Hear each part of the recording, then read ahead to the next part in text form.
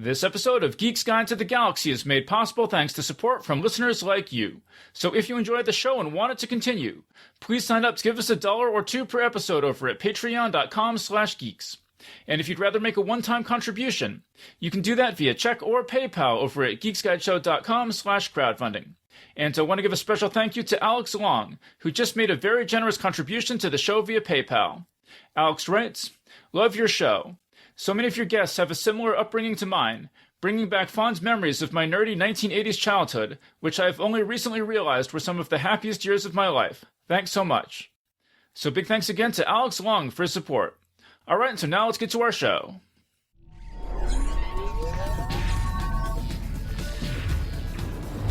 Wired.com presents The Geek's Guide to the Galaxy.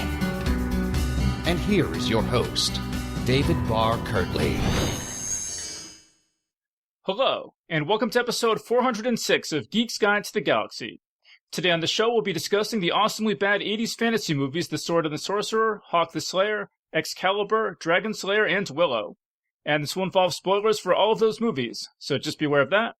And this is a follow-up to episode 371, in which we discussed Krull, Legend, The Beastmaster, Highlander, and Masters of the Universe, so definitely check that out if you missed it. And I'm joined by 3 guests. So first up, we've got Andrea Kail, making her 13th appearance on the show. She's a graduate of the Odyssey Writers Workshop, and her short fiction appears in the Writers of the Future anthology, Fantasy Magazine, and Lightspeed. She's the former script supervisor for Late Night with Conan O'Brien, and is currently a staff writer at WWE's Friday Night SmackDown. So Andrea, welcome to the show. Thanks for having me back, Dave. The next up, we've got Tom Gerencer, making his 11th appearance on the show. His short fiction appears in magazines such as Realms of Fantasy and in books such as New Voices in Science Fiction. His nonfiction book Think Like Google is out now, and his short story All Our Donkeys Were in Vain appears in the new anthology The Best of Galaxy's Edge 2015 to 2017. So Tom, welcome to the show. Glad to be back. And also joining us today is Matthew Kressel, also making his 11th appearance on the show. He's the author of the novel King of Shards, and his short story The Last Novelist, or A Dead Lizard in the Yard, was nominated for the Nebula Award and was a finalist for the Eugene Foster Memorial Award. His new novel, Queen of Static, is available now on his Patreon page over at patreon.com/Matt Kressel. So Matt, welcome to the show. Always good to be here. Okay, and so if you're wondering how we came up with this list of movies, these were all movies that we considered for our previous awesomely bad 80s fantasy movies panel back in episode 371, but they got excluded either because they were too good or too obscure.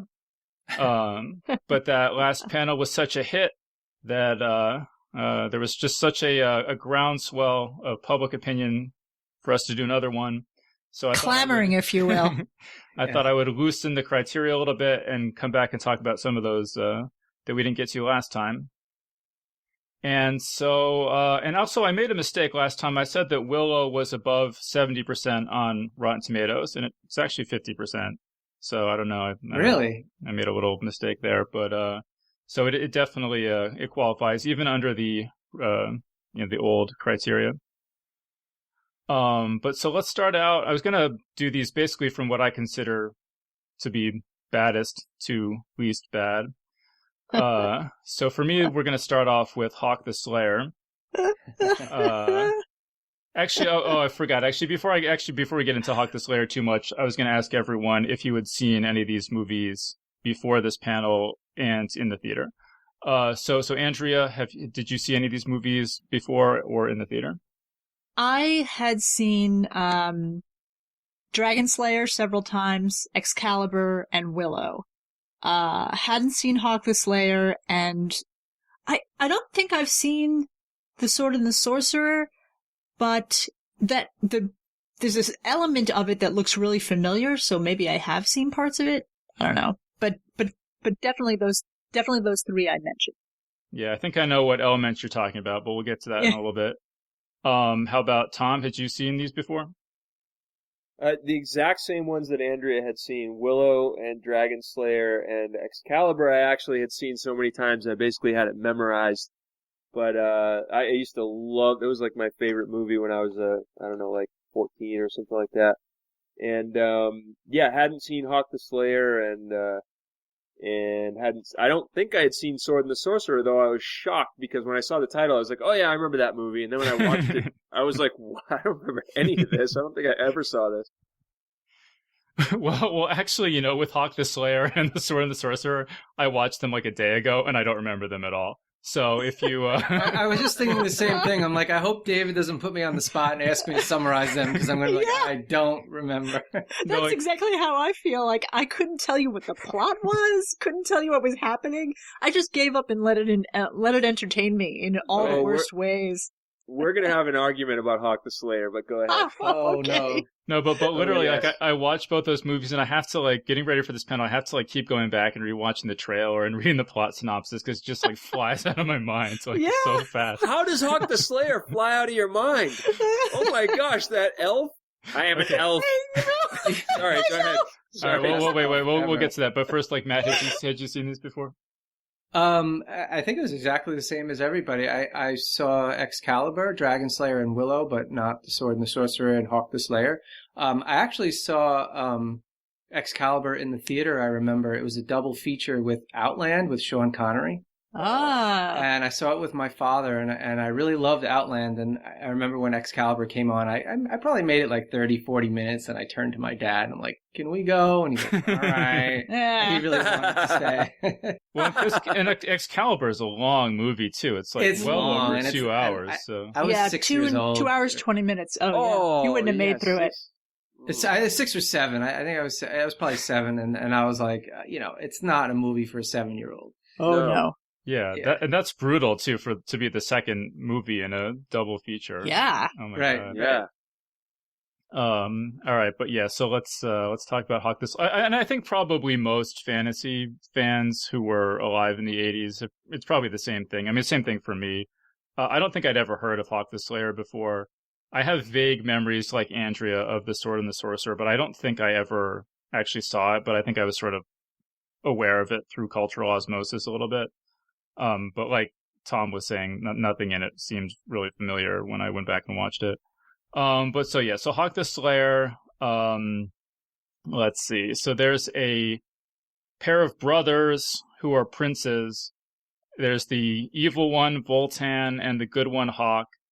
And Voltan is lusting after Hawk's girlfriend and ends up killing her. And then Hawk swears revenge. And he gathers a bunch of companions, including Gort the giant, Crow the elf, and Baldin the dwarf. And when Voltan kidnaps the abbess of a nunnery, Hawk and his friends swing into action to save the day. They go there and eat a lot of meals. Yeah. So every scene in the Abbey, they're eating. Every single scene. No.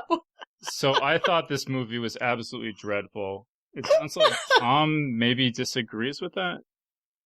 I don't disagree that it's dreadful, but you think it was memorable though? Let me put it this way: if you're gonna be bad, at least don't be boring.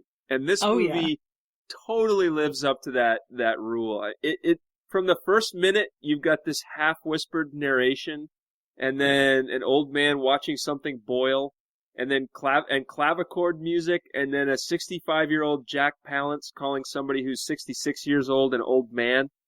It was, he's like the younger son. He's the younger son. Yeah. The other son's the eldest.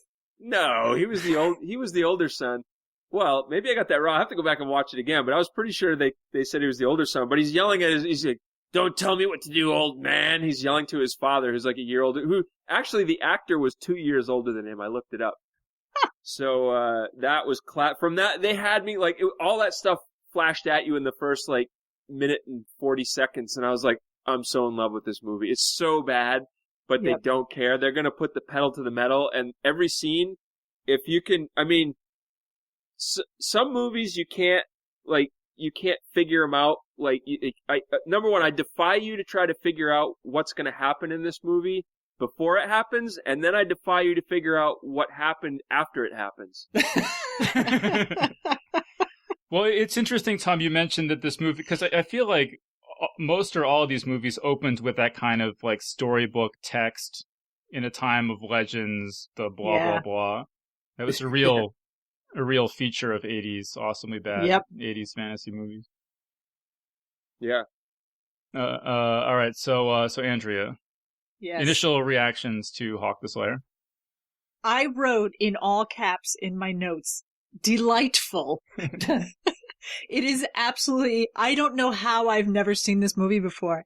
It was so magnificently terrible. Yes. It's so wonderful. I was dying laughing the entire time. Me too. And I would watch it again just because it's so terrible. It's wonderful, like in the best way.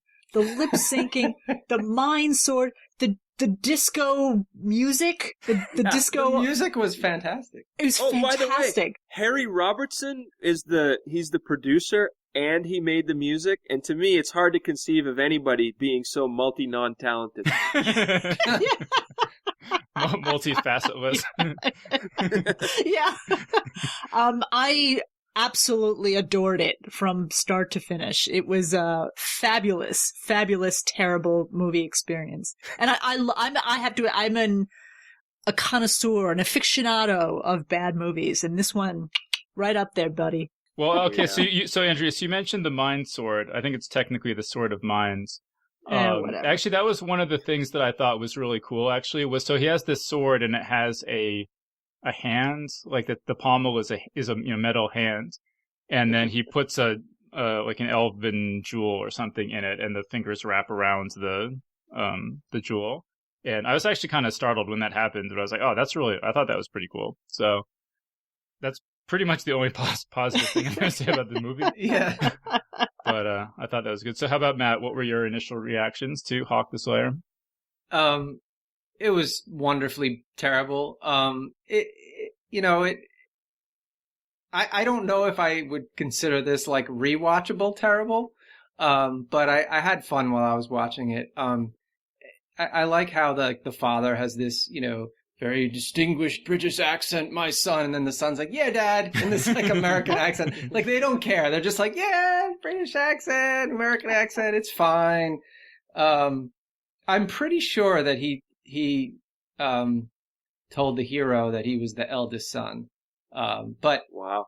yeah, Jack Palance is just brilliant in this. Like he's God, just, yes. I mean, his expression and like, I think what I loved about it was just like the earnestness of this movie. Like it takes itself so seriously. And I think the character that takes himself the most seriously is the elf.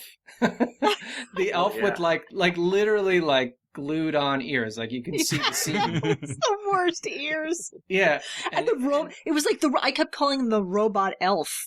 He would just recite his lines like this. Yeah. And you're Yeah, like, he was. Wait, like, it's not even acting. He's just, I mean, what is he? No, he was the most socially awkward elf in the history of elves. I watched the Mystery Science Theater. They had a Riff Tracks version of this. I was just going to say, this is ready for that. They actually, Andrea, they called him the Elf 2000. They're like, Yeah. is that like a robot elf? He's like, he is a robot. He goes, There's two my cool arrow things in hit this. first. Yeah. There's two cool things I liked about it. I liked the machine gun, the Oh my God. machine arrow, the machine crossbow. I was like, that's cool. The fully automatic crossbow. Exactly. And then when he goes and visits the witch and he's like summoning like, the D&D party together. Yeah. And like the rings of light spinning around him. I'm like, for like an early 80s effect, that was kind of cool. Like I was like, I didn't mind that so much. I mean, those Yes, were but just that hula was- hoops, weren't they? That's Yeah, what They it were looked basically like. glowing hula hoops, but Yeah. It was hula hoops with It a was- black light on them or something. yeah. But it was all balanced out by the incredibly bad background paintings. Yeah. Oh yeah, the matte paintings. It was like The Wizard of Oz was better. Oh, God almighty, it was so Yeah, terrible. well, like he goes to, I forget if it's the nunnery or like he goes to some other monastery or something. That's the most conspicuously fake matte painting I've Yeah. ever seen in Yeah. any movie ever. Yeah, Oh, yeah, they were man. stunningly bad. But I couldn't. It was like that Jerry Seinfeld line when somebody paints Kramer and they call it the Kramer and they hang it up and somebody's looking at it and they go, he's a vicious, disgusting brute. Yet I can't look away. That was how I felt through this entire movie. I was like, this is awful, but it's... And I disagree, Matt. I would fully watch this like 5 more times. There was so much I missed. It was like, it was never... What I will say for it, it was totally took itself too seriously and everything you guys said. But there wasn't like, you couldn't count to 30 without going like, what the heck? Yeah, what is it? They just kept like rolling out. They're like, oh, and then we're going to do this. Oh, and in this scene we're going to do this. We're going to throw this at him. I was just like, wow, you are never ever letting me like get my footing, which I thought was charming to me. I was like, somebody worked hard to make sure that like this, whoever made this movie was before their time, because they would have been. They threw everything in there. Yeah, they threw the kitchen sink in there. Yeah, they actually shot like scenes that were supposed to take place like in different parts of the world, like literally the same lake. They just from a different angle. Like where Jack Palance's face gets burned, and then when they have like the raiding party later on, it's the same. It's the same thing. It's you just like, oh yeah, that's the same tree from before. Yeah. They were like, they had like a piece of land where somebody's like, yeah, you can film here, and they're like, okay, you can film here, but you got 5 hours. Yeah, and you can't film over there because that's farmer so and so's land. Right. Well, I guess one thing I'll say though, I mean, Jack Palance, I actually don't know. I guess he's a pretty well-known actor. I couldn't tell you. Oh yeah. But he was legitimately terrifying. I mean, he's like overacting in a lot of these scenes, but he was legitimately terrifying. Like I would be so scared. I mean, he seems like a crazy. He's such a good. Pretty much plays the villain in like everything, right? Yeah, he always does. If he had died in a fire, you could have identified the body by making plaster casts of the teeth marks in the scenery from this movie. He chewed so much. He was just like, ah! Father! He's like, it was fantastic. He's so good. Yeah, and if you don't know him, Dave, he was in, he was the head guy for Ripley's Believe It or Not TV show in the 80s. He would always be like looking at the camera like, believe it or not. I kept mistaking him for the guy. Did you ever see Amazon Women on the Moon? Where they do, is it bullshit or not? And that guy is actually in Dragonslayer. Oh, really? There was a couple of crossovers, of actors. But he was also from the late 80s. He was in, it's that Billy Crystal movie where they go and ride horses. And, City Slickers. City Slickers. He was City Slickers. Yeah. He was Smiley. Yeah, that's right. He was Smiley, and he was the Joker. It was Jack Nicholson / the Joker's boss in Batman, in the original Batman with Michael Keaton. He's like, you are my #1 guy, and then Jack Nicholson does a Jack Palance impression after that when he becomes all crazy and nutty. He was like the go-to villain in the 80s, pretty much. Yeah. Yeah. I think he did. I'm not quite certain about this, so if I'm wrong, don't email me about it. But I think he was in a lot of westerns in like the 50s as the bad guy. Yeah. Okay, but so one like obviously notable feature of this movie is how they show that somebody is firing a crossbow very quickly or a bow and arrow very quickly by just using the same footage repeated a couple times in a row in a very, very obvious way. Yeah. And I'm just wondering, like, when people watched this movie in 1980, like, was that really like, did people watch it and be like, not realize it was like just the same shot over and over again? Or like, I don't even get why they would do that. Because I think they're just bad filmmakers. These are not guys who have a lot of experience. It's quite obvious. Even though a lot of the actors I recognized from like good British movies. So it's very odd.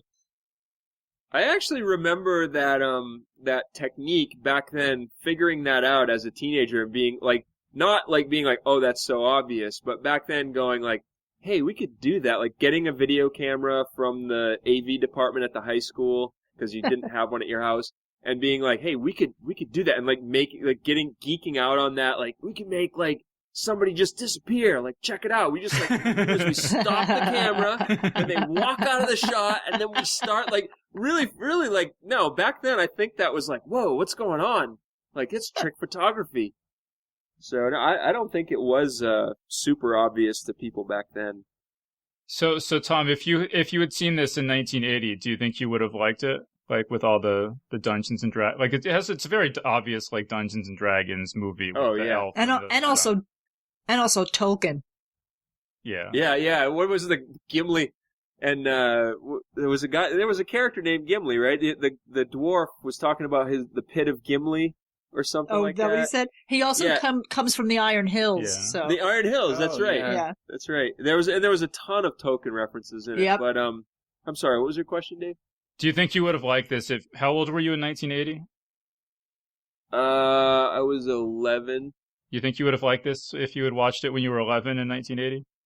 I mean, I would have known it was a bad movie. I knew the difference from a bad movie and a good movie, but I would have, I would have been like, oh wow, check this out. This is awesome. It's hilariously bad. I would have known it was bad, but hilariously bad even back then. But I think I would have really liked it too. I wouldn't have been like, oh, it's so cool. Like there's an elf. I would have been like, that elf is ridiculous. Check this guy out. I totally would have thought he was funny. Another thing I noticed, like, so one of the so Voltan is the villain. Was there not a Voltan in Flash Gordon? Sure was. Voltan, but he was the Hawkman. He was the Hawkman, yeah. Yeah. Oh yeah. It was Brian Blessed. Mm-hmm. So yeah, I just wonder if I don't know. Was that just a coincidence they came up with the same name, or did they probably somebody steal it from somebody else? It sounds like a cool fantasy name. Probably Voltan was probably a character from the original Flash Gordon. Oh yeah, he was. They stole They it. probably just were like, that sounds like a cool fantasy name. Yeah. Yeah, they either stole it consciously or unconsciously, because like the Gimli thing and the Iron Hills, and there was a bunch of other references I caught too that I was like, whoever made this just loves science fiction and fantasy and just threw everything in. Yeah. I actually heard in one of the things YouTube videos I listened to, I heard that the guy who played Hawk, John Terry. Yeah. John Terry, that he was actually a huge like sword and sorcery fan, and that's part of the reason he wanted to do this movie. And so maybe he's so terrible. Well, maybe part of the reason he's so terrible is because he was so into it, that he was doing it too serious, Yeah.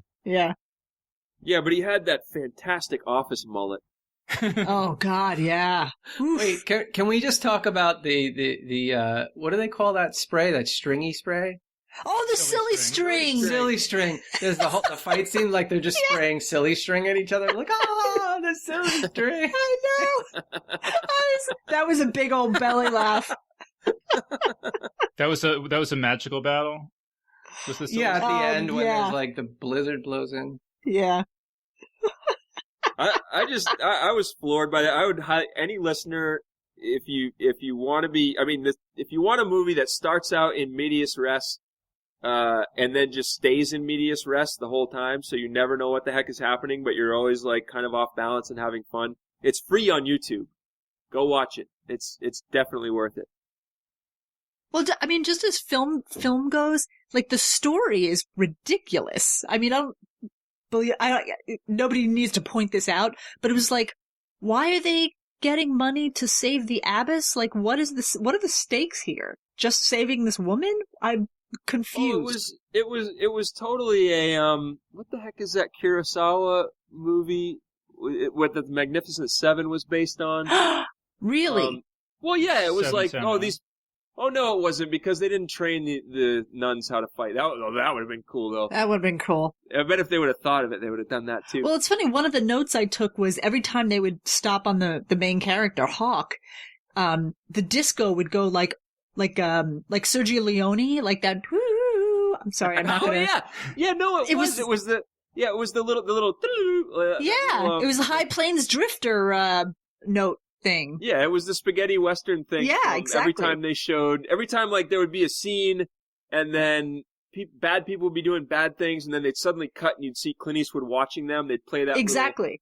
Yeah, and they kept playing that for Hawk, and you're right. They just totally lifted that. They're like, let's use that. Yep. All right, totally so we got to move on to Sword and the Sorcerer.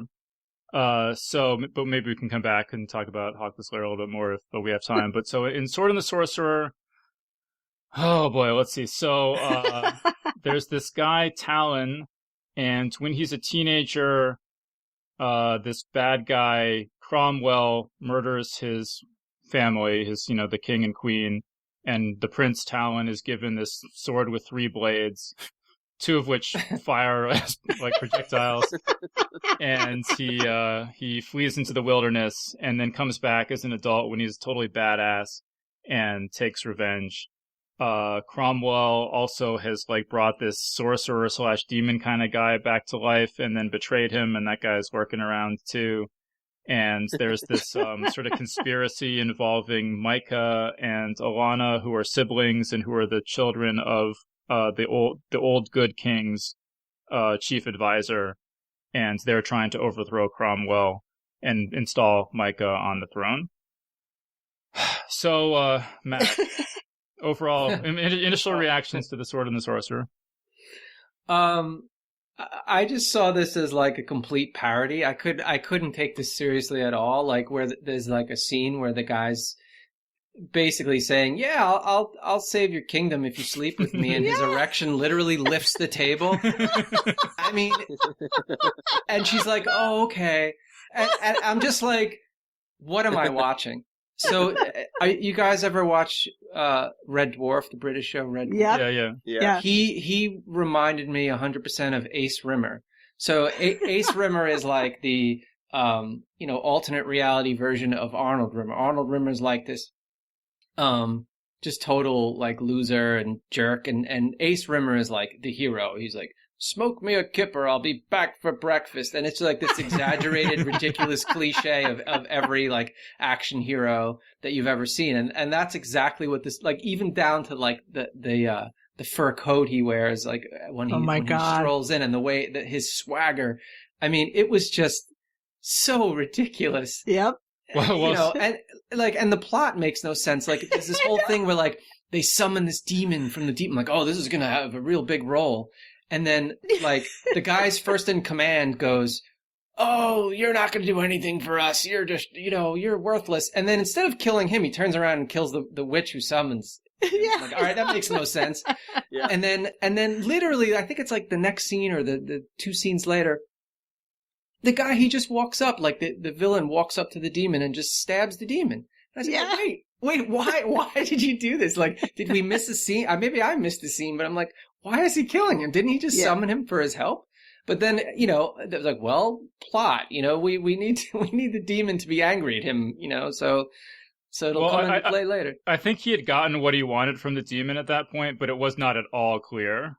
No, it was not. Yeah. There was a scene where the king explained it to one of his henchmen. He's like, well, he's defeated all these armies for us. We can do the rest ourselves. We don't want him to hang around any longer. I'll just kill him now while he's weak, after he just defeated this whole army. And the guy's like, "Oh, sounds good to me."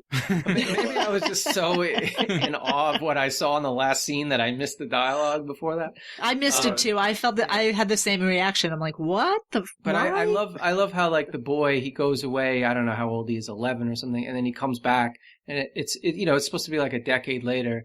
And he's like 45. It's like, I'm like, okay, sure, yeah. Rough years. Yeah. But so I want to pick up on the erection thing because so there's a scene in this movie where, like, completely out of nowhere, he just goes through this like harem with all these like naked women. Yeah. And so apparently the producer of this movie, all of his previous movies were softcore porn, and this was his not surprising. So much. And this was his like first foray into like non-porn, but he was afraid it wouldn't do well, and so just like he insisted that they put that scene in so that he could always like sell it to his softcore porn buddies, if it didn't pan out as an actual movie. So really? Yeah. Oh, see, my theory was that there were two writers, and they were writing this movie, and neither of them wanted to write fantasy, and they got like 20 minutes in, and they just looked at each other and were like, "How many naked breasts do you think we could fit in, like, plausibly fit into the scene, into the shot?" Like, and they had a contest to see, like, who could do more. Because then they had, like, it wasn't just the harem, it was like, there was other stuff too, wasn't there? There was like another, he goes through the harem, but wasn't there like another scene, like, right butted up to that, where there was a lot of naked breasts in that scene as well? There was certainly a lot of, like, scantily clad people. I don't remember any other like naked breasts particularly, but I agree with you, Tom, that like my impression watching this movie before I knew anything about it was it just from, like when I was a kid, I used to I had a VHS camera, and just some of my friends and I would go out and we would like quote unquote make movies, just like out in the woods running around, and we had no scripts or anything. It's just like, oh, wouldn't it be cool if I jumped off this rock? It's like, oh yeah, let's film that. And that's like that was like somehow like if we had like $1 million to make a movie, this is what we would have made. It had that exact same feel of just like 12-year-old boys like having a blast making a movie and like not having a script or like any like ambition or anything like that. So yeah, I don't know. Matt, anything else from this movie stick out in your mind? Yeah, when the witch goes, "Look, it lives."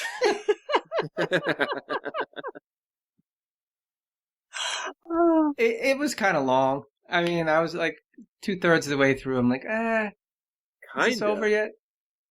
How long was it? It's a bit of a personal question, isn't it? Well, it was so long enough to lift a table. Right. Long enough to... Exactly. Yeah, there were literally not literally, there were figuratively like 2,700 phallic jokes in this movie. Oh, yeah. That's a small threat. That's a very small threat. The guy says. Oh, good one, Talon. I mean, one thing I heard is I think the special effects in this were actually pretty good for the time. And I think one of the things I heard was that the people who did the special effects in this went on to do like special effects for, bigger movies, actually developed sort of reputation for doing good special effects. So. Yeah, that's a good point because, what struck me, I kept thinking in this movie and I think in Dragonslayer too, also, I kept thinking, do you remember any of you guys remember the magazine Fangoria? Yeah, sure. Is that still around? I think it is. Well, me and my friends, when we were like 12 to 14, used to go into bookstores and just like be like, oh, the new issue of Fangoria is out. We'd like pick it up and never buy it, but we'd just like leaf through it and like be like, oh, look at that look at that creature, look at all the blood dripping out of its mouth, and like we'd just like always be into the special effects of the creatures. And this movie particularly, I was like, this must have been written up in Fangoria. This is like right out of the pages of that. Just looking at my notes here, let's see it. Because, we talked about in our last panel about how there wasn't a ton of imagination in these awesomely bad 80s fantasy movies, and they all kind of felt like they were made by this, written by the same person or like, recycled the same elements. Yeah. So I have a few notes about that. So like, Sword and the Sorcerer and Hawk the Slayer, the love interest is being forced to marry the villain, as in Crawl and Legend. All four of those movies have that trope. Yeah. In Flash Gordon. Yep. In Flash Gordon too, yeah. This reminded me of Flash Gordon quite a bit. And then Hawk the Slayer, the Sword and the Sorcerer both have swords that somehow fly through the air, which is also kind of similar to the killer boomerangs in Crawl and Beastmaster.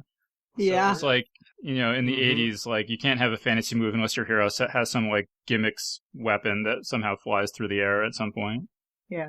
Well, that was the thing I was saying that I remember, or at least know about, was that's the 3-pronged sword with the shot, the 2 side swords out. Like, I remember that. I don't remember the movie. About a softcore porn film. Yeah, you're right. No, I remember that too. Yeah, even though I don't think I ever saw this movie. Apparently this movie was pretty popular. So actually, what happened was that the producers heard that Conan the Barbarian was coming out. And they're like, oh, we should do a movie like that. And then they got it out like a couple months before Conan the Barbarian. So it got a lot of, sold a lot of tickets because it was sort of ahead of the, popularity of Conan the Barbarian. I was going to say, any financial success this movie made whatsoever must be based solely on the number of breasts they put in the movie versus the age and demographic of the audience. Like, I'm sure every teenage boy was like, you have got to see this movie. But apparently that 3-bladed sword, there was a toy of that was like a best-selling toy that year. Maybe that's what I remember. Yeah, there were very few injuries. Very few injuries. All the eyes were fine. Everybody got their eye put back in.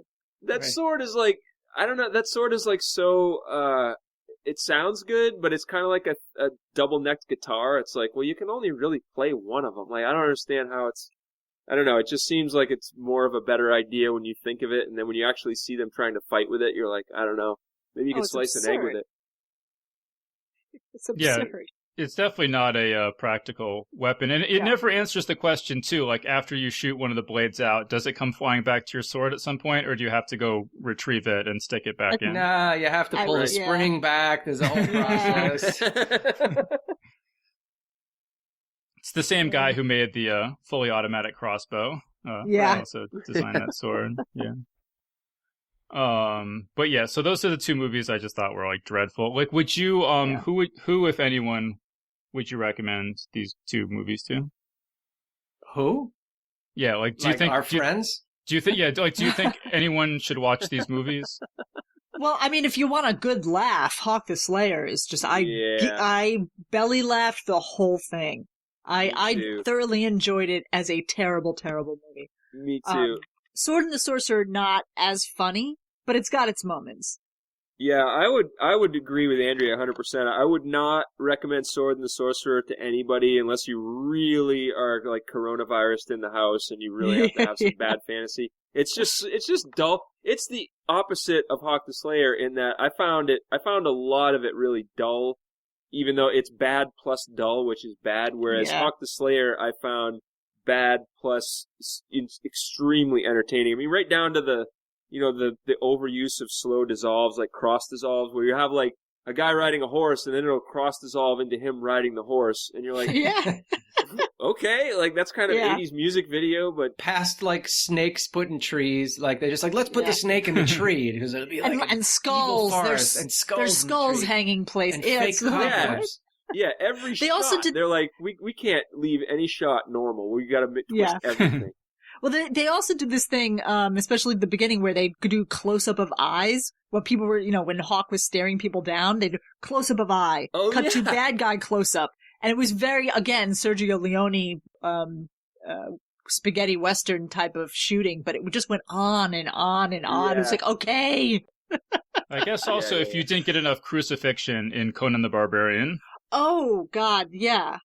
Well, that was one of my points about Sword and the Sorcerer was, you crucify somebody, his hands are useless. Right. Like, you're a cripple from there. Fine.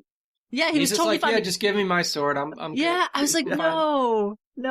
You're crippled for life, buddy. You're not picking up a sword ever again. Also, I heard that they actually crucified through the wrists, because if you did it through the hand, you would just fall down. It would break your hand. Yeah. Right. Yeah.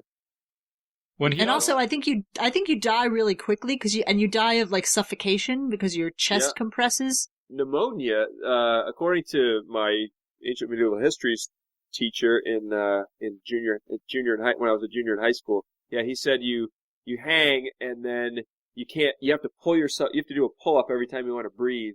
Yeah. So you start suffocating, and then eventually your breathing gets really shallow. You catch pneumonia, and that's why when they pierced, there's a legend that when they pierced Christ's side, the sputum came flying out and got all over the soldier and made him immortal, and went into the cup that became the Holy Grail. Anyway. Yep. Yeah, and that guy, he had also gotten his hand stuck to a tree with a throwing knife or something when he was a kid. So yeah. Oh yeah, that's right. He had some real rejuvenation abilities there. Yeah. Yeah. All right. So speaking of the Holy Grail, Tom, that was a nice segue to our next film, Excalibur, 1981, which I think is a distinct step up from those two.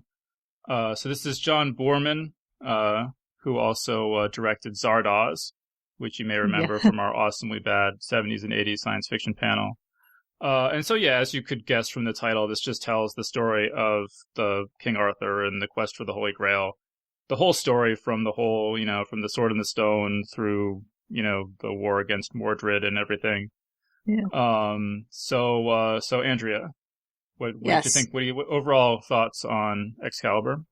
Well, I mean, I remember seeing this when I was a kid, and I remember being excited to see it, and then not knowing what to make of it, because it's such a bizarre, everybody's stiff. It's, all the lines are delivered stiffly. It's bizarre. Like Merlin's a little bizarrely comical.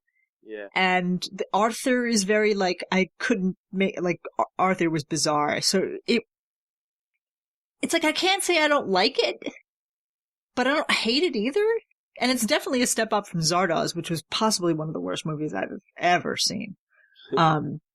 It's like, I have almost no opinion of it other than it looks beautiful.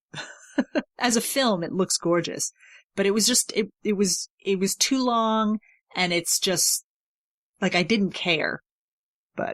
And it's not funny. Yeah. Yeah, no, the production values are absolutely unbelievable in this movie. And especially, having been made before CGI, like everything in the movie is real. It's like a real castle, like real armor, real, sieges, all that kind of stuff, which is really, really impressive. And all the sets and everything are just unbelievable. Yes. I'm going to read something. This is from a YouTube video I watched by Hellzilla. He says, Excalibur is a pretty remarkable production. John Boorman was working on a Merlin film as far back as 1969, which would have called for such a huge budget that at one point he was offered Lord of the Rings instead. Imagine how epic your movie is when the studio thinks Lord of the fucking Rings would be cheaper to do.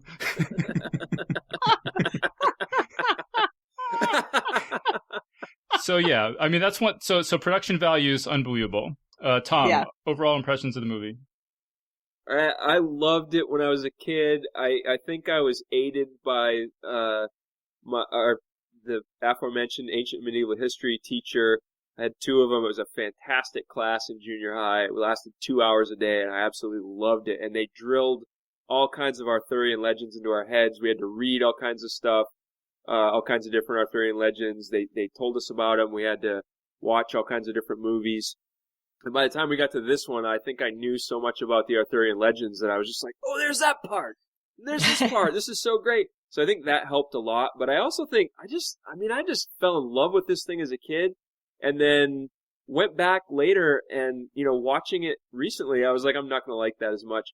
And I swear, I thought it was great. I thought it was really, compelling. I thought, there was a lot of like angst for me in the different scenes. Like, oh no, Uther can't do that. That's such a stupid move, but he's got to because that's who he is. Look at the character.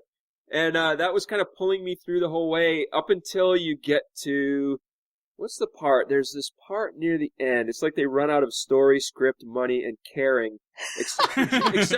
Except nobody told Judi Dench, who just was like, no, this is still awesome. Helen Mirren. Helen Mirren. Oh, sorry. Yeah, Helen Mirren, pardon me. At the end, like, she still, like, totally was into it. And it's like I think it's right when Mordred is born. Like, right after that, everything just kind of falls apart. She gives birth to her own son, where she pulls it out of herself. Oh, I didn't know that she cesarean sectioned herself. No, she pulled it out of her own vagina. Oh, I missed. I don't know how that. You didn't remember that? That's like one of the things that wicked laughs in the lightning. Yeah, that was one of the things that stuck in my head forever. Oh my gosh, I don't know how the heck I missed it. Maybe the version I watched didn't have that or something. I think I watched it on Amazon Prime. Maybe they cut that out. I don't know. Well, it's interesting though, Tom. You mentioned Helen Mirren because this movie has some amazing actors in it. Oh God, right? yes. There's Helen Mirren, Liam Neeson, Patrick Stewart, and Gabriel Byrne. Yep. Unfortunately, none of them play King Arthur, Merlin, I know. Like I thought that or Lancelot or Guinevere. All of whom I thought were pretty terrible. I mean, but let's get Matt in here. What do you make of all this, Matt? All right, so I'm going to color my response by first saying that this was the last movie that I watched of the 5. Yeah. So after watching the 4 other ones, I was like, this was a breath of fresh air. Like I said, I saw this when I was 6 or 7. I was bored to tears. I probably saw it on TV a few times and never completed it. And then maybe about 15, 20 years ago, I rewatched it. And at the time, I was like, it's kind of slow. This time through, I loved it. I was like, I was really like entertained by it. So I've been, and we've done a few podcasts on this. Like we watched, like Solo, for example, right? So where you have to hit all those beats. Oh, we know the story. We know what happens. We know X, Y, and Z is supposed to happen. And the way I've seen it done recently in a lot of films is just so awkwardly enforced. And I felt like the way they introduced all the elements here, just I never was like, oh, that was kind of awkward. It just sort of happened and it worked with the story. And I was like, elements were set up like the dragon fog where like Merlin does it earlier, then it happens again later. And then, the way that Morgana was like, trying to learn from Merlin. Mm-hmm. And I loved Merlin. Like he's just such like, he's a lovable asshole, Yeah, yeah. And he's just like, Arthur is kind of a jerk. But if you saw the king that came before him, you're like, well, actually compared to the previous king, he's got a lot of honor. And I was actually kind of moved at the parts where he's like, the first time where he pulls Excalibur out and he's like, if you will be a knight and follow a king, follow me. And then they go to the castle and then they're fighting. And then he's like, wants the guy to yield to him. He's like, should I yield to you, a squire? And then he's like, gives him the sword. Yeah. And then I actually was like, oh my God, that was really moving. Like, yeah. And I felt like there were points in this film where I was actually surprisingly moved because I did not expect to be. It probably is a little long, but, I enjoyed it. Even the end where he throws Excalibur into the lake and just the lady of the lake grab the sword and take it under and you're like, oh, that's going to go to the next king or maybe it's going to be buried for 1,000 years. Yeah. It was just like there was a sense of myth and it kind of reminded me of Clash of the Titans in a way, in the sense like they're just dealing with these big myths which, if you analyze them rationally, they make no sense. They're like, this is ridiculous. But from a kind of emotional sense, from a mythical sense, I found it really effective. So I enjoyed it. Well, it's a great story. I mean, like, and I haven't thought about the Legend of King Arthur for a long time, and just going back and watching them, like, holy shit, this is a great fucking story. The Sword in the Stone, the Lady in the Lake, like, this is a great story. I feel like I agree with Tom, I guess, that I felt like, I mean, like, I found Arthur and Merlin just like weirdly like overemphasizing everything. But I thought it was like reasonably good up until like Tom says, around the time that Mordred is born. It just started to feel like a sort of the Cliff Notes version of like, okay, there's like a lot more story and we just gotta like get through this as fast as we can. So I mean, I feel like it's like if you don't know the story of King Arthur and you want to watch like a 2 hour and 20-minute version that's going to give you the story, this is a pretty good at doing that. I don't think it's that great of a movie because of some of the performances, but so it's sort of a mixed bag for me.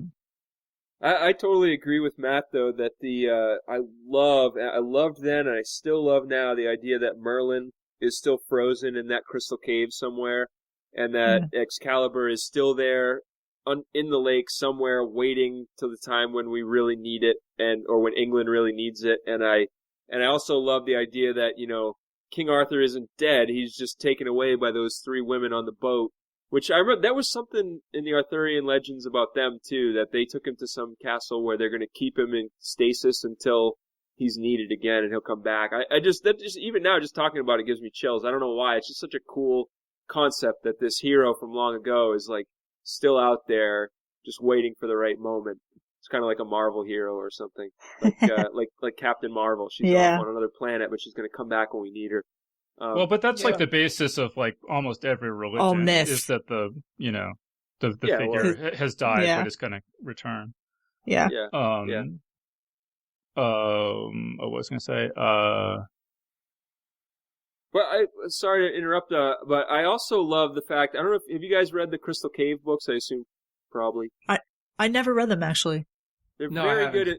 This made me want to go back and reread them. I loved those books as a kid, absolutely loved them. They're so well written. And a lot of this movie owes a lot of debts to those books because a lot of, like the Crystal Cave that she imprisons him in is direct. It's like it shows up again. It's like Merlin's inner sanctuary. He has this crystal cave that it's like a giant geode basically that he goes into, and that's where he draws his power from, and that's where he learns everything. It's a super good. I think it's a trilogy, or it might be 4 books, but it's really good, and a lot of it shows up in this. Not just the Arthurian legends, but the details that the author, I can't remember her name, that she put on it. Mary Stewart? Yeah. Mary Stewart. Mary Stewart, I kept wanting to say Mary Shelley, and I was like, I'm not saying that. I know it's wrong. But anyway, all the details that she put in there, I think Boorman kind of lifted some of those out and used them in his movie. Yeah, this is ostensibly based on Lamort D'Arthur by Thomas Mallory, but I haven't read those things in so long I couldn't say what's from what. But the thing I was going to say that I really liked was when Percival is looking for the Holy Grail and he comes upon the tree where all the bodies of the knights are hanging, being eaten by crows. That Mordred is killed. Like, that was so freaking cool. Like, and that was go ahead. Sorry. And then they hang him on it, and he's hanging on it like, this is going to be me too, but then he has that whole hallucination, and that whole sequence was really cool. Yeah, so there were just a couple, because I did see this when I was a kid, and there were just a couple of things that I remembered, and that was one of them. And then obviously the having sex in full plate armor. Yeah. I wrote that down in my notes. I'm like, that must hurt. Yeah. I'm disappointed that adult life has turned out to involve much less sex in full plate armor than I was led to believe when I was a kid. I love. You can still make it happen, Dave. We'll let you guys work that out after the panel. Yeah. I absolutely loved the inclusion of the Carl Orff song "O Fortuna." Which I looked up, and it means "Oh Fortune" or "Oh Fate," or that's one theory. The other one is that possibly Carl Orff was really into tuna sandwiches. But isn't it go ahead. Carmina Burana? That's what I was thinking. Yeah, it's from Carmina Burana, but the actual song is called "Oh Fortuna," and it's from a poem that Carl Orff lifted the poem "Oh Fortuna" from somewhere. To use it as the lyrics, but it's basically just saying, "Oh fate, you keep screwing me." Yeah. My other favorite thing about this movie, or one of my other favorite things, is Merlin's charm of making, which I also had memorized. I used to say it all the time. My whole life, I've said it all the time. Anal natra utos beta. I used Did to you say summon it all the time. fog?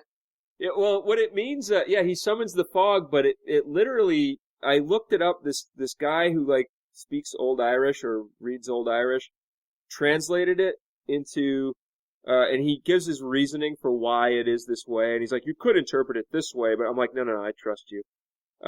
He sounds like he knows what he's talking about, but he says it translates as serpent's breath, charm of death and life, thy omen of making. And he writes the Old Irish out, and then he writes the modern Irish out, and then he writes the English out, and he explains why. And Merlin keeps talking about the serpent's breath, and that's what the fog is. It's the fog. The dragon. It's the breath of this dragon. The dragon of the world, yeah. Yeah, that he summons forth. And so, I thought that was really cool that Boorman somehow, he didn't just come up with some nonsense syllables. Like, he actually dug into some Old Irish and was like, it's gonna have to do with this serpent's breath that I'm talking about. And, so I don't know. I thought that was really cool that he thought that, put that much detail into it. Hey, Dave, do you remember when we saw Ready Player One? Yeah. And they used that line in there as a clue. Yes. And she says it, the character says it, and I just started laughing in the theater because I immediately recognized it. I'm like, nice. That's Excalibur! Yeah. All right, well, speaking of dragons, let's move on to our next movie on the list here, Dragonslayer. So in this movie, there's a dragon, and the king appeases it by delivering virgin girls as sacrifices twice a year, and the people of the town aren't happy with this, and so they secretly go and recruit a wizard, I think the last real wizard, to help to kill the dragon, but he dies, and his hapless apprentice, his very sort of arrogant, overconfident apprentice, takes up the task in his place. And so Matt, what did you overall impressions of Dragonslayer? Well, it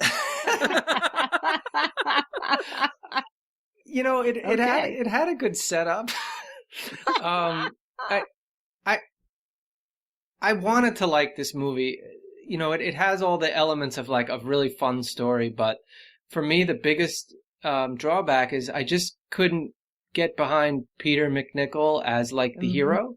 Yeah. There was just something about him that just didn't seem to me as like the guy you could get behind. Like he seemed more of a sidekick character, and I'm sorry to Peter McNichol, he just didn't seem like the hero that, I just didn't kind of buy that Caitlin Clark, that Valerian is like going to fall in love with him, but there's something about this set and setting that I really liked, like the dragon.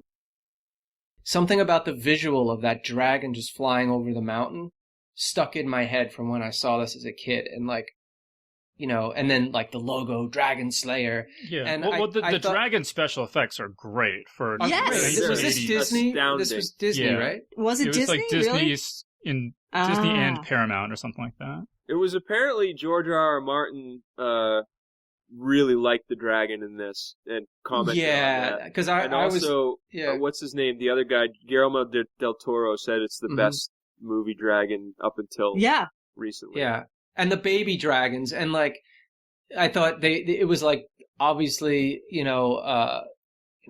plastic and goo, and not CGI. But for plastic and goo, I was like, oh, those are pretty terrifying looking, dragons. And then at first I'm like, oh man, he's gonna kill a baby dragon. That's so horrible. It's just a baby. And then like you see the baby like eating the woman alive, and you're like, okay, I see why they did that. Yeah, they let's show them chewing apart her limbs and her ankles, and it's a fun movie, but it's way too long. I felt like 45 minutes in, I'm like, wait, isn't the story over? Like, oh wait, it's just starting. Oh, there's more. Okay.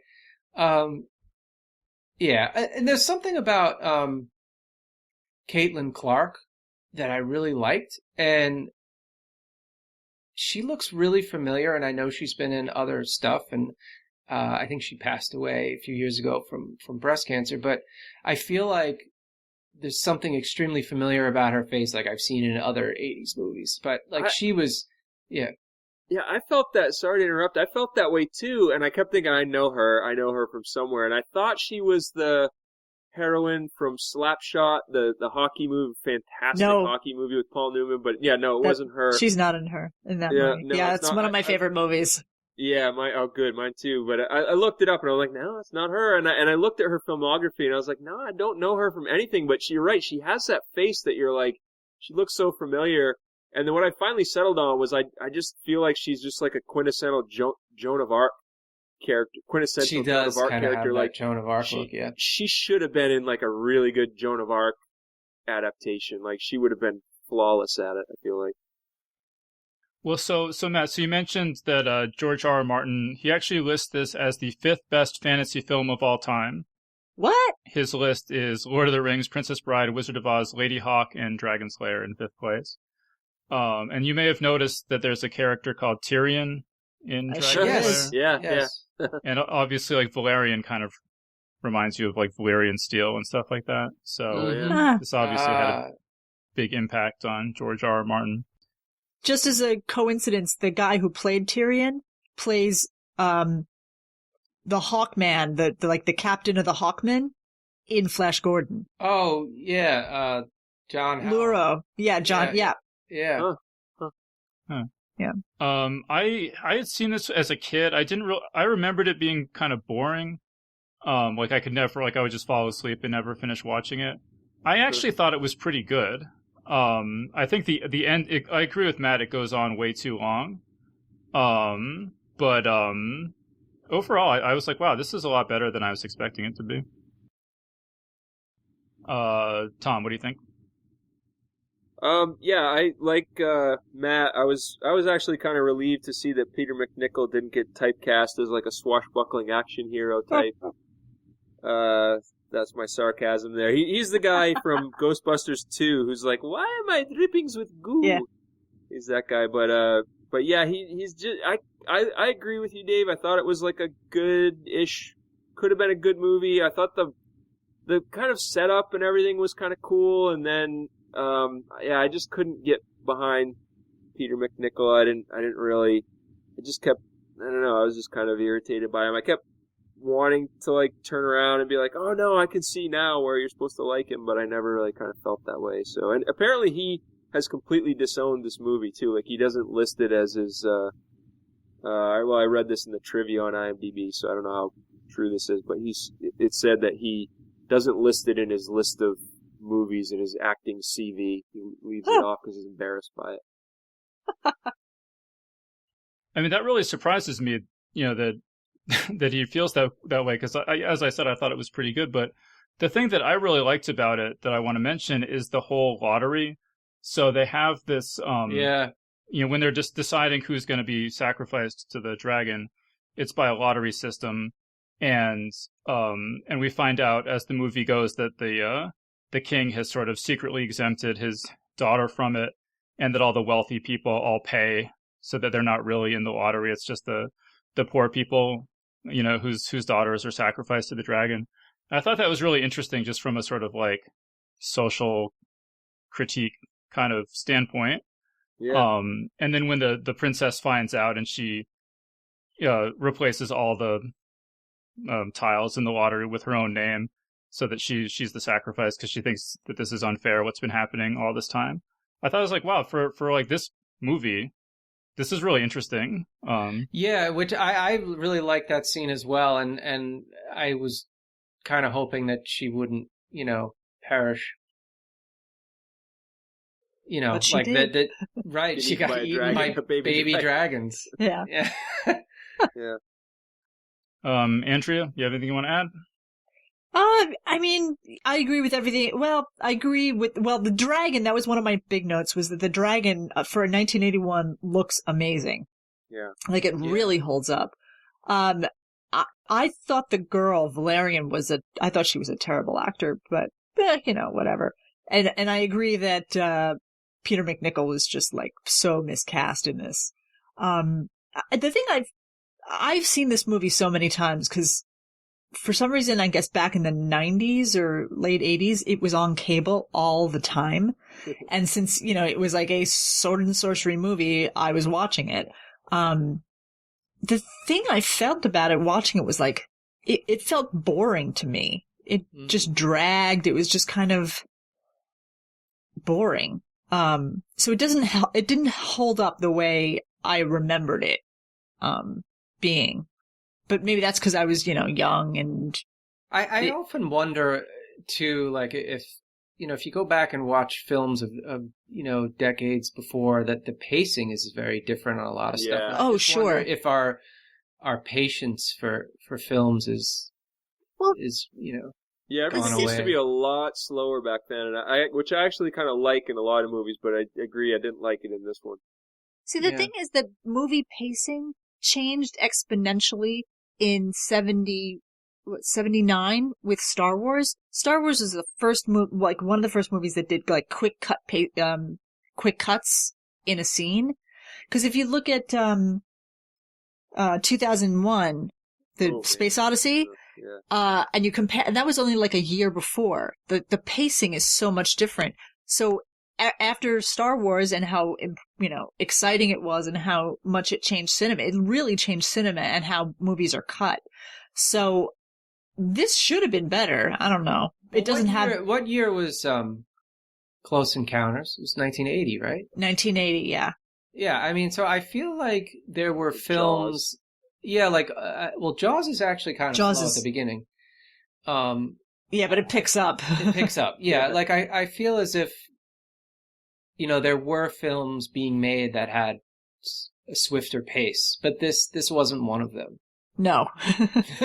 No. No. It did have a lot of camera moves, though. I don't know if anybody else noticed that, but a lot of camera moves, like not even panning, but like rising and falling, up and down. It was really, I don't know, it just really struck my eye that there's a lot of camera moves in it, which interesting. I thought the one cool thing I wanted to mention was when Valerian gathers up all the dragon scales and makes him the shield made out of dragon scales that's going to protect him from the dragon's breath. I was like, oh, that's a really cool idea. I really like that. She's pretty brave. Yeah, she's pretty brave to go collect them. I mean, I didn't believe it would actually protect him when the dragon breathes fire on him. And his whole body is like engulfed in like 10 feet of flame, but still and cool idea. His blonde permanent is still fine. Yeah. It's like, That's exactly what I thought. Like, why isn't his hair on fire? right, exactly. But the one thing that stuck out to me about this movie too is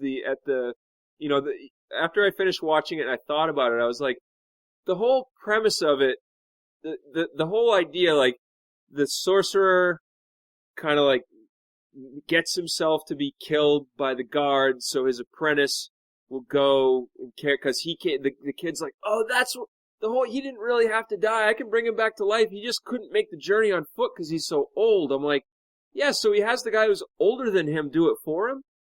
Yeah. Like the guy who's like, I can barely walk, you know. And he's like, hey, you carry it for. I'm too old. You carry it for me.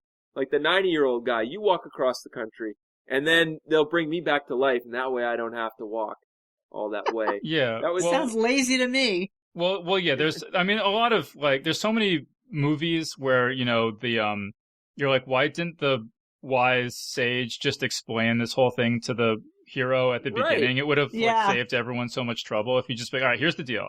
I'm not making this fucking trip. I'm gonna die.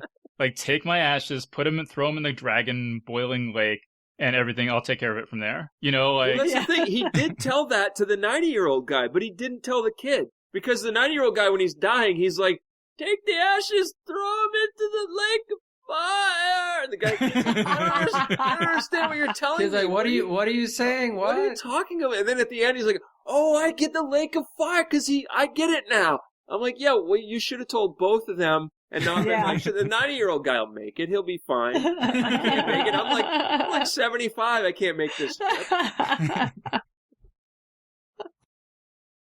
Yeah. So I don't know. Any final thoughts on Dragonslayer before we move on? Nope. All right. Let's move on to Willow. So this is jumping quite a bit ahead in time. So Willow, this is 1988. And so this was like a collaboration between George Lucas and Ron Howard. And I don't know a ton about the making of it, but my impression has always been that George Lucas, wanted to sort of do for fantasy what he had done with Star Wars. And I think this movie is remembered as being sort of a flop. I remembered it. I mean, I watched this quite a few times growing up, and I always sort of thought it was like okay, not amazing. But I remembered it as being sort of a mediocre fantasy movie. Yeah. Going back and watching it now, it was actually, I thought, better than I remembered. But so Tom, what's your impressions of Willow? Yeah, I agree with everything you just said. I started out. I remember when I was a giant Star Wars fan. Was 7 years old when I saw the first one. Watched all of them. I was in 1988, I had just graduated from high school, and I was like, oh, sweet, George Lucas is done with Star Wars. He's going into fantasy. He's going to show us this movie. He could have done I knew the whole hype leading up to it. I knew he could have done another Star Wars movie. I knew he had these ideas for 9 movies total, and the next ones were going to be prequels, and I was like, why isn't he doing the prequels? Why is he doing it? I don't know. Let me go watch this thing and find out what it is. Maybe this will be really cool. So I went and watched it, and I remember sitting in the theater and going, this is kind of cool, I guess, but really? He did this instead of another Star Wars movie? Like, I guess he needed a break. That was kind of like the impression I had then. And then when I watched it now, like you, Dave, I was like, it's not so bad. It's better than I remembered, but still definitely not. I was surprised to learn that Lucas didn't direct it. I thought he did, and then found out that Ron Howard actually directed it. And that made a little more sense to me. Like, Ron Howard was probably just getting started in directing, and so it wasn't quite up to Star Wars standards. But wasn't 100% in love with it, but didn't think it was completely awful either. But when Andrea's talking about the quick cuts, like, this movie had unbelievably quick cuts. I mean, that's something that really jumped out at me. Is like every scene is just like, here's what you need to know to understand this shot, and now we're moving on to the next thing. So I actually thought the pacing was pretty brisk, and the tone of this was much different than I remembered it. I remembered it having a more serious tone, like Krull or something like that. And like watching it now, I'm like, I couldn't believe how much of a comedy it was. The tone to me now, watching it now, is more like Guardians of the Galaxy or something. I mean, it's like so like making fun of itself. Yeah, except not that funny. No, well, obviously, but it's that same like comedic. Yeah. Yeah. Well, did you notice that one of the brownies is Kevin Pollak? Yes. Yeah. And the other one is Rick Overton, who's a comedian. Yeah. Yeah. Well. Yeah, Rick Overton actually heckled my friend's father in a comedy club in Boston one time. Ha! And he was like making fun of my friend's father, and my friend was thinking, you were in that movie. That's your whole claim to fame. You weren't even that good in it.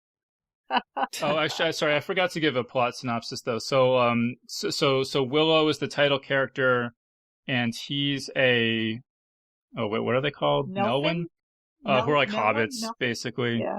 And there's this evil queen Bavmorda, and there's this prophecy that this baby is going to be born that's going to destroy her. And so she's rounded up all the pregnant women in the land and is checking their babies as they're born for this signature birthmark.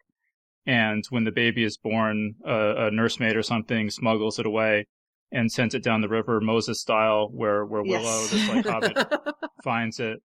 And then he's sent to give it back to the humans, and gets really attached to it, and ends up, defeating Bavmorda and making friends with a bunch of heroes along the way. Oh, and he's an apprentice magician, sort of very similar to the character in Dragonslayer. Mm-hmm. I think that's mostly the plot. So Matt, what are your thoughts on Willow? I remember Willow being on HBO like every other hour. Like even if there was only one channel of HBO, somehow it was on like twice at the same time. I mean, it was always on. So it got to the point where I just started hating this movie just because it was on so much. I rewatched it now. It's an enjoyable film. I think that the pacing is much improved over the other films we saw. There's definitely a tonal shift. For me, like, I thought my least favorite part were the brownies, like Kevin Pollak and Rick Overton, like even the scenes, I'm like, oh, that was emotionally affecting, or that was exciting. Then they'd come in and do this stupid little joke, like, and I'm like, oh, shut up, just get out of the scene. I could have done without them. But it was definitely a Lord of the Rings ripoff. I mean, you have like hobbits and the brownies are basically Merry and Pippin, and I like Val Kilmer's swagger in this, and I think when I saw it as a kid, I didn't quite pick up on the humor, and then now I'm watching it, I'm like, oh yeah, he's just completely just playing this off the top, and I really enjoyed that. It's a fun film. I don't know what I don't know what else I can say about it. Let me jump in there because one of the YouTube videos, they said Val Kilmer is doing a like dissolute rock star. That's the character he's playing. And I'm kind of like, that actually is what he is. And I mean, I actually never. So there's this another impression I had watching this movie is it just feels so Hollywood. Like, I could just imagine like some producer like chewing a cigar. He's like, okay, we're going to make a picture and it's going to have a romance and it's going to have a wagon chase and, like somebody who's made like a million like Westerns and stuff. And he's like, all right, and there's like all these like cliche things that a movie has to have, and they're all in here. I thought that the characters Mad Mardigan, who's Val Kilmer, and Sorcerer had like really good chemistry. Well, they got married. And I actually never knew that they actually got married after this movie. So that was one thing that I mean, like the whole thing with Sorcerer like turning against her mother like happens obviously ridiculously quickly and everything. Just the way those two characters interacted, I thought was pretty enjoyable. They're making a series on Disney, a new series. A Willow series? Yeah, that's what IMDb says. Ron Howard confirms Willow series at Disney Plus. Wow. This is a live action series? I would presume. Huh. Yeah. Interesting. Who did Sorcerer? Sorcerer looked really familiar, and I meant to look her up. Was she like in a sitcom? Played like the lead in a sitcom in the 80s? You know? Joanne Whaley? No. She was known for this, and then she also did the a movie about the Profumo scandal in England in the 60s, where she was one of the women. That's what I know her from. Yeah, I looked her up. I mean, she's been in a lot of stuff. I mean, she's been working ever since then, but nothing that I had seen, I don't think. But she's still. I think she was in. Sorry, I think she was in something recently. Yeah, some TV show she was in recently that was pretty popular, but it was one I haven't seen. Daredevil. Yes, she's the mother. Yeah. Yep. That's it. Exactly right. I thought that Bavmorda's death scene at the end was like a clip from like a sword and sorcery OSHA safety training video. She prepares this whole elaborate spell, and then she like accidentally knocks the blood on herself and puts her hand up in the air, and the lightning strikes her instead of the baby. It like drains her soul out. It's like if she had only followed a few precautions. Yeah. 0 days since the last spell action. What did Bavmorda do wrong? Why was she wrapped up like a mummy?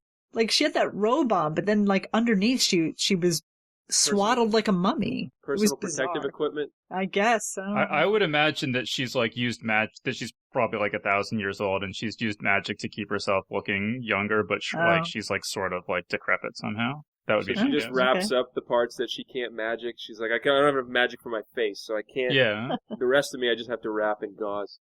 Well, apparently, I haven't read them, but apparently, this Lucas had a whole series in mind for this. Yeah. And like, since this didn't do well enough for any other movies to get made, but he had Chris Claremont write them as novels. Yes. Right. I bought one. I remember buying it and being completely bored.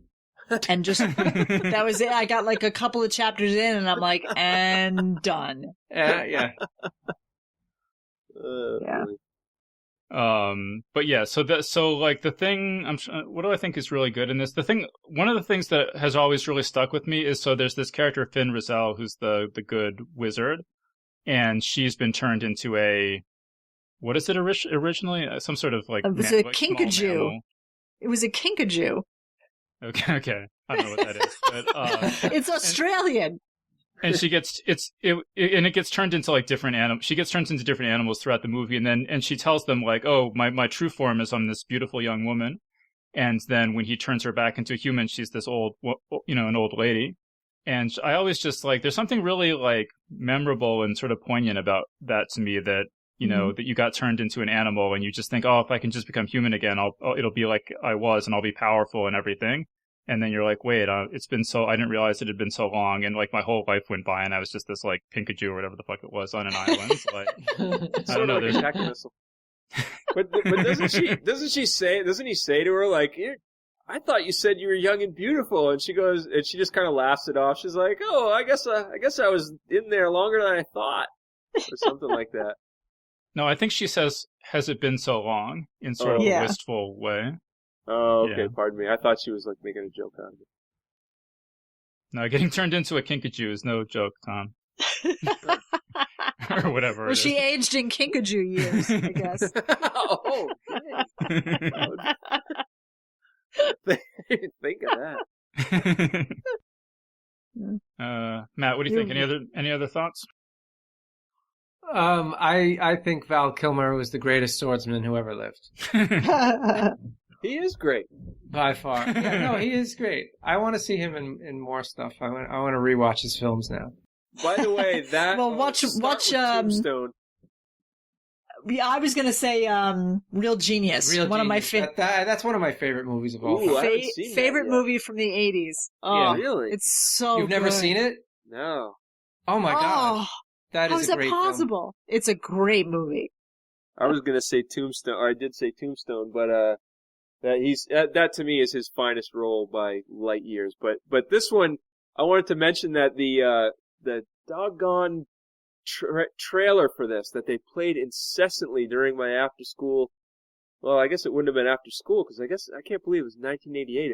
Did it come out in the summer at least? So at least I was still in high school. Probably. It would make sense for this to come out in the summer, but I don't know. Yeah.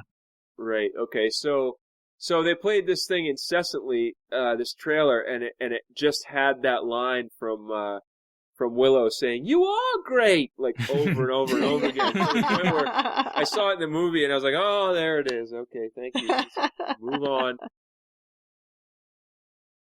Let me say though, I mean, this is actually the first movie I ever saw on DVD, and it was the first movie I ever watched the DVD commentary for. And it's actually Warwick Davis does the commentary, and it's great. Like, he does a great job. And he's really, really into it. He's really, really passionate about it. And the thing that's always stuck out in my mind is he was saying, sort of like I was saying about Excalibur, is that since this was before CGI, that there's the scene where the army rides by when he's trying to give the baby away near the beginning. And he's like, that was a real army, we didn't duplicate people. There was this actual army that rode by me, and it was just so amazing to see. And it helps your acting so much. You're not just a tennis ball and you're like, oh, that's an army. There's an actual army riding past you. Yeah. Yeah. Although the special, the stuff that's real looks great in this movie, but the stuff that's fantasy, the two-headed dragon looks it was awful. Terrible. And I can even as a kid, when I had no idea about special effects or anything, I can just remember watching this movie in the theater and turning to my dad and being like, why does the dragon look so weird? Even as a kid, you're like, I don't know why this looks so wrong and not real and everything, but something is not right with this dragon. It looked, even back then to me, it looked like they took the Rancor beast from Return of the Jedi. Oh yeah. And they just duplicated its head and gave it fire, gave it gas jets coming out of its mouth. Yeah, that is what it looked like. Yeah, the green screens on it were terrible. The green screens on all of these movies were terrible. Yeah. I do like the fact that they have these big chin gas pouch things where you're like, oh, if it's going to breathe fire, it kind of makes sense it would have something like that, Yeah. Did you guys know that monster is called the Ebor Sisk? I saw that in the trivia on IMDb, yeah. Which is a reference to Siskel and Ebert, the two-headed monster. Oh, yeah. Really? Wah, wah. Two-headed monster. But they didn't put it in the movie, but then they put it in. It showed up. They released it somehow, and it showed up in a lot. It was in the novelization. Oh, okay. And also, General Kail is a reference to film critic Pauline Kail. Pauline Kail, who had given George Lucas's movies bad unenthusiastic reviews. Yeah. And since we're on the IMDb trivia, I also read that what was Warwick Davis? That was his name.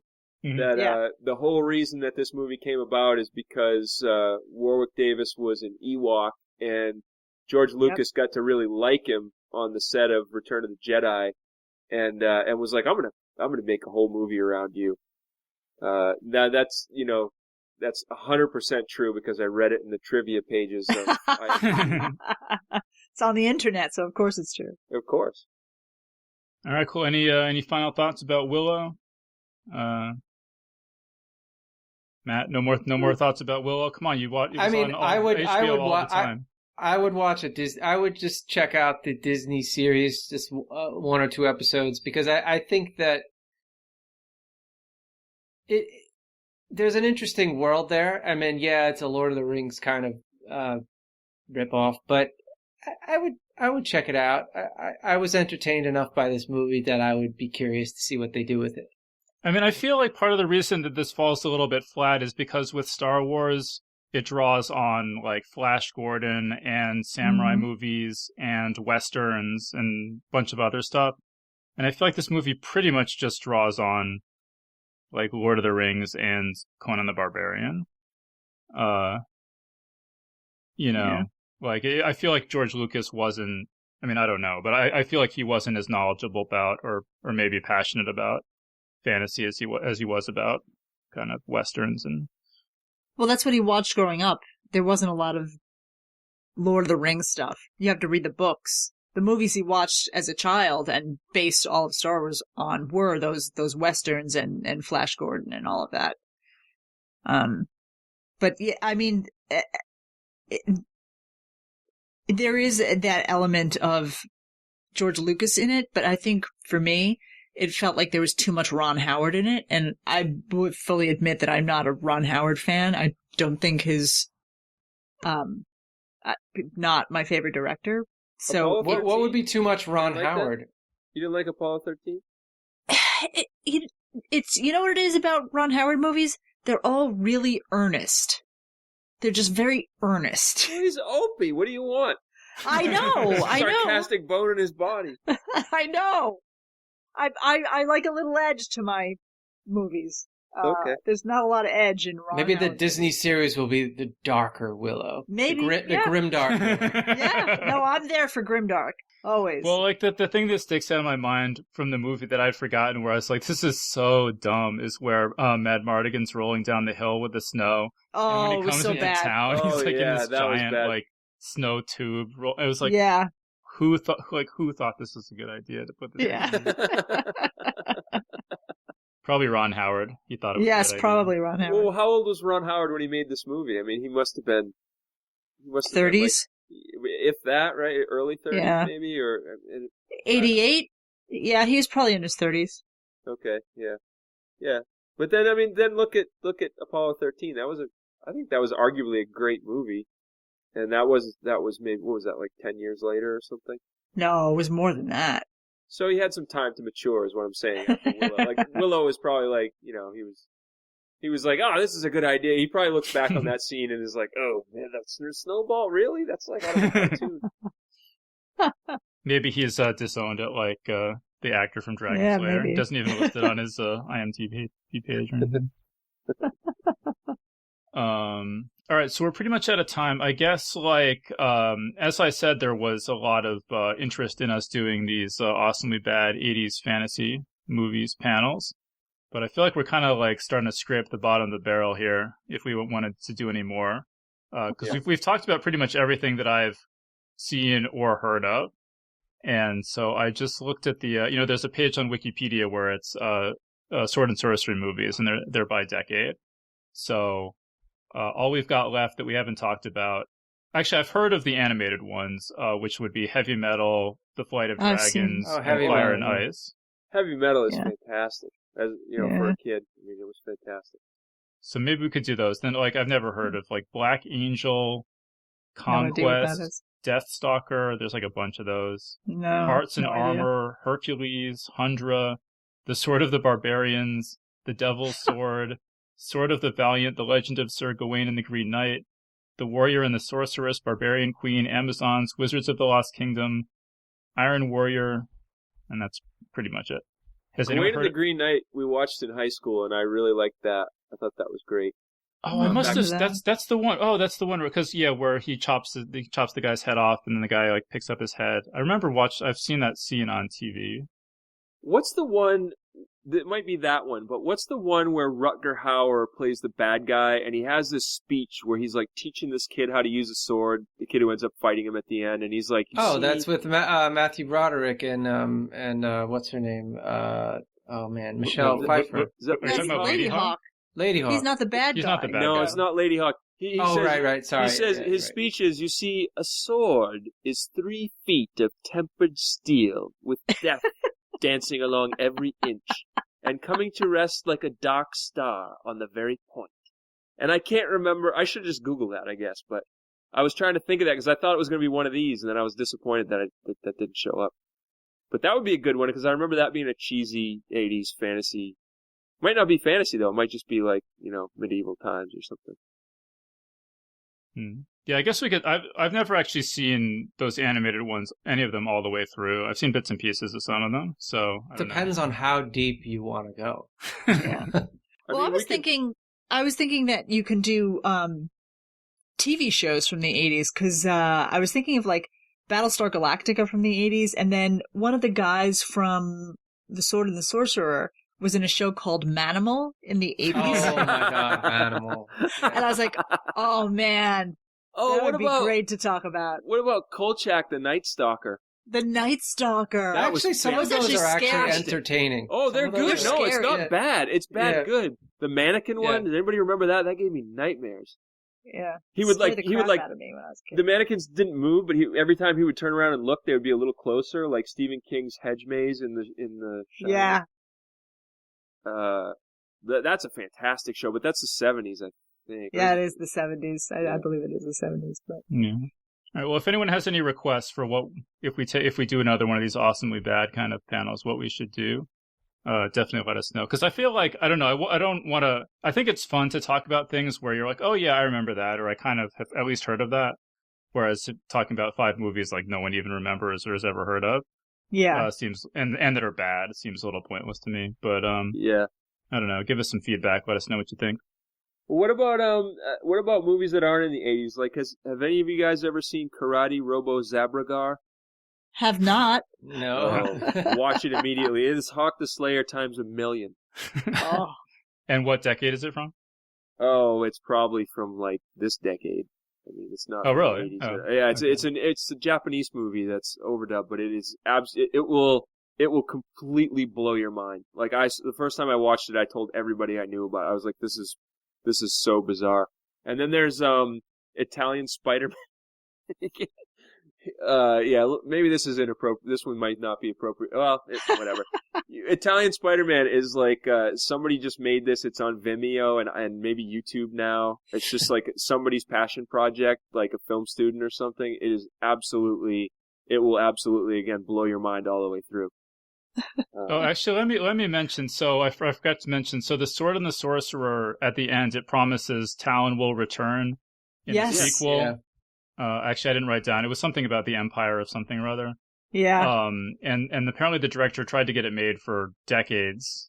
You know. Yeah. And it came out, or like at least some version of it came out within the past decade or so, with starring Kevin Sorbo. I think it's pretty different than the original idea, and is super low budget. And I haven't watched it. All the reviews were like, man, The Sword and the Sorcerer is my favorite movie, and this movie sucks. How could you ruin my favorite film? This is, yeah. It's a This real does not step live- down. So I couldn't bring myself to watch it, but I don't know. If anyone's seen it and there's any reason to watch it, let us know. All right, but yeah, so we're all out of time. So let's get some final thoughts from everyone. So Matt, any final thoughts on these most recent 5 movies that we talked about? Excalibur is my favorite of the 5. I think that's actually a good, solid movie. Willow's entertaining, but it's okay. Hawk the Slayer, just for fun. The others, I could take them or leave them. All right, how about Tom? Yeah, I agree almost exactly. Excalibur, number 1 for sure. Hawk the Slayer for fun. I wouldn't really recommend anybody watch the other ones, honestly. Because I thought that Willow and Dragonslayer were by far the best of these, and I have Excalibur number 3. But I don't know, no accounting for tastes. Andrea, I mean, final- Dragonslayer, you could see it for the cool dragon effects, definitely. Yeah. Definitely For the Cold Dragon. Willow is the best made film. Excalibur is the best looking film. Everything else is terrible, but definitely watch Hawk the Slayer. God, if you want to have just a good laugh, a good 2 hours of laughing, watch it.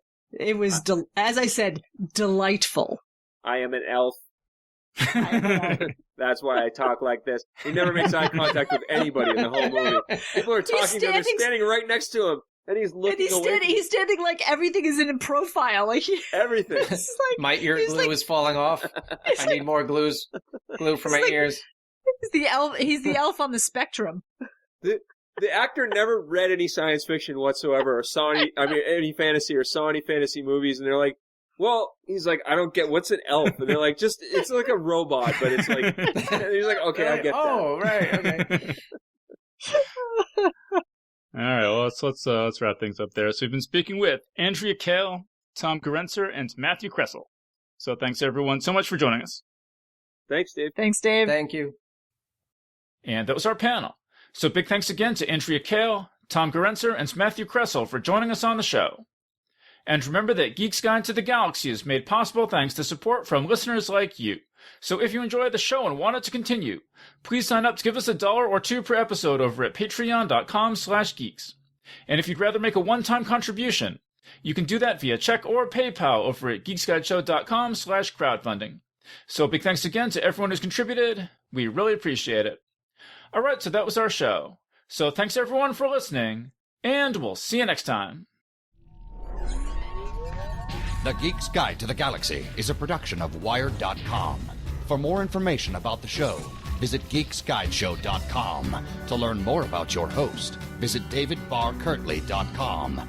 Music and voiceover produced by yours truly, Jack Kincaid. If you enjoyed this program, tell your friends. If you didn't enjoy it, tell no one. Thank you for listening.